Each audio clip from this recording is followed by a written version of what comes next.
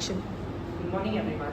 This is Mohit Gurgaonkar, and This is Shirali Costa. we are from Don Bosco College, Panjim, and we are from the BBA department. And the product we are going to pitch today is Lumi.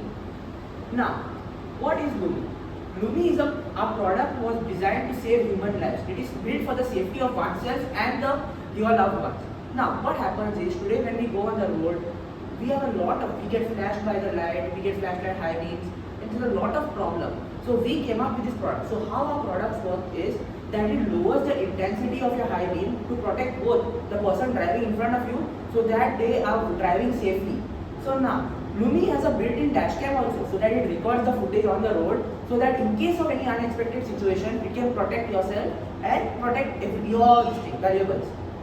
Now, the market that we are currently looking at is the Indian automotive industry, which is currently the fourth largest globally and is projected to reach 300 billion USD by 2026. The competitors that we have, the top three competitors are Bosch, Continental, and Valeo, which hold 45% of the ADAS market in India.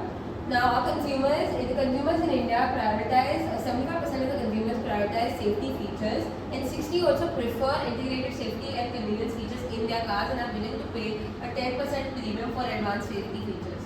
Now, the government is trying to make incentives for advanced safety technologies and also to maintain higher safety standards. Now, the benefits to society. Lumi will reduce life-threatening accidents even by a small percentage is going to be counted as an achievement, and this will also advance transport and road safety systems, which will ease services provided at night, which will help the travel sectors and the transportation sectors. Now, looking at the question analysis, from the political side, we see that the government really wants to support automotive safety, because now with the technological innovation, they want everybody to be safe. From the environmental perspective also, fewer accidents will result in less scrappage of cars, which will be very good as cars are very resource intensive to build. From the social aspect, we see that everybody wants road safety. Now, there is also an increasing demand for road safety features from among customers. So this is a very important point. From the technology aspect, we see right now there are a lot of products in the market, and we already have all the components necessary to build this product. And with continuous innovation and development, we will have better and better products to help and protect our customers. Next is legal.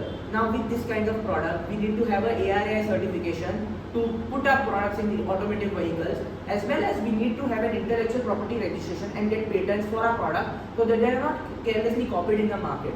From the economic perspective, India is a growing economy right now, and with increased car sales, we will have a bigger and bigger market every year. But there are also problems, such as electronic component prices are rising right now. So the price of our components may increase, which will result in higher production costs. Well, let's look at the SWOT. The strength of Lumi is that it combines automatic headlight adjustment and the built-in dash cam. It also is currently there is a growing market demand for this product, and the advanced detection and real-time processing helps to reduce the accidents. Now, the weaknesses that we have seen is that there is a significant capital that will be required for the development and manufacturing for this product, and it is a B2B model which is reliant on the manufacturer's adoption. Now, another challenge that we see is that there will be challenges with seamless the integration into the various car models. Opportunities that we see currently is that it's an expanding industry in India, and also there is potential for global expansion. And due to the rising awareness for safety, enhanced safety, vehicle safety, this is another opportunity. The challenges we are looking at is navigating the complex and evolving safety regulations, and also convincing manufacturers to adopt this new technology. Now, the Potis 5 forces is that currently the competitive rivalry is pretty strong. We have strong competition from established players like BMW, and for that we need continuous innovation. Now, the strength of new entrants is pretty high, as it's an attractive market, and we also have patents for the same. So we need a significant capital investment, and also regulatory compliance is also required. Now, the bargaining powers of suppliers is also high reliance on suppliers for electronic components and also camera suppliers. The bargaining power of buyers is that car manufacturers have a strong bargaining power, and which is why we have to offer unique value propositions and build strong partnerships with them. Threat of substitutes is also pretty high, so we have to have dual functionality which will provide a competitive edge. Now, looking at a competitive advantage, our software accurately detects incoming headlights and distinguishes them from other light sources. We have also an integrated dash cam that gives it a dual functionality so that it competes with other products, so that it adds an added layer of security and captures crucial footage in case of unexpected road incidents. Now, when we look at feasibility analysis, from the market feasibility, we see that there is an increasing concern for road safety in India, and we mostly target car manufacturers who are like Maruti Suzuki, Tata Motors and Hyundai. Now, technical feasibility is that we need a reliable camera, real-time processing software and integratable hardware. Now, the integratable hardware is the most important part, as we need to connect to the car's system. Now, we expect a timeline of around 12 to 24 months to build the final prototyping and for final development. Operational feasibilities, we will mostly try to outsource the production, as will help with better quality control instead of us trying to build it for the first time. Now, from the legal and regulatory framework, we need to meet the ARAI certification to have it installed in cars without any regulatory backlash. Also, financial feasibility. We'll need an initial investment of around 2.25 crores for the initial R&D, production and operations of the company, as well as we need to sell around 10,000 units to break even. Our pricing model will mostly be B2B, as we sell to majorly car manufacturers. Now, looking at our business model, our key partners will be VVDN Technologies, who will be our outsourcing partners who will build a product for us. The key activities will be to sell to car manufacturers who then install it in their cars. We won't be directly selling to customers. Our cost structure will be around 7,455 for the unit, all the components put into it, and we are initially doing a first batch of 300 units.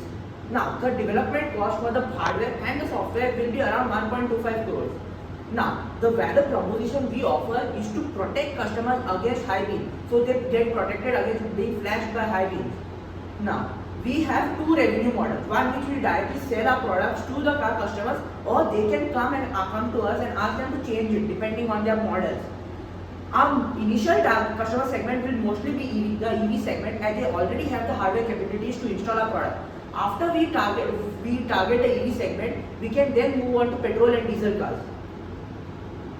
Now, for the cost structure, we see an initial R&D cost of 1.25 crores as well as manufacturing fixed cost of 50 lakhs. This is so VVDN Technologies needs the initial 50 lakh to set up the production line, and then they'll charge us per unit.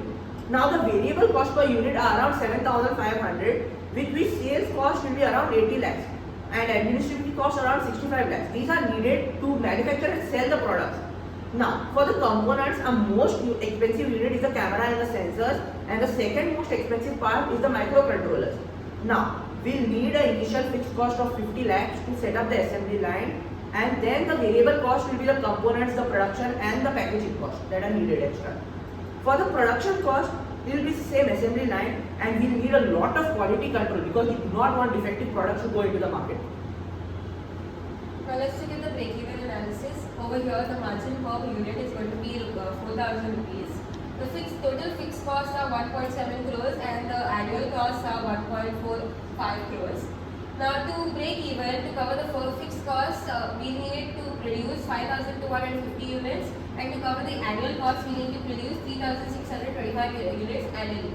Now, if we sell 5,000 units per year, we will be able to break even in 3.5 years. But if we sell 7,500 units per year, we will be able to break even approximately in 1.1 year. Now, the STP. The geographical segmentation is that we are majorly focusing on automotive hubs like Maharashtra, Tamil Nadu, Karnataka, and the primary focus is on urban areas with high demand for advanced features. The demographic segmentation is we are looking at car manufacturers, OEMs, and the size of the businesses are large and mid-sized manufacturers. Now, our primary target audience is large and mid-sized car manufacturers in India that include Maruti Suzuki, Tata Motors, Hyundai, Mahindra and Mahindra. And our secondary target market is international car manufacturers that enhance vehicles for the Indian market. Now, our positioning is that first is that it reduces the accident risk due to the high beams, and also the integrated dash cam that adds the value. Now, the future prospects are going to be the submersion prevention and also crash detection that we are looking at, and we are also looking to expand globally. Thank you.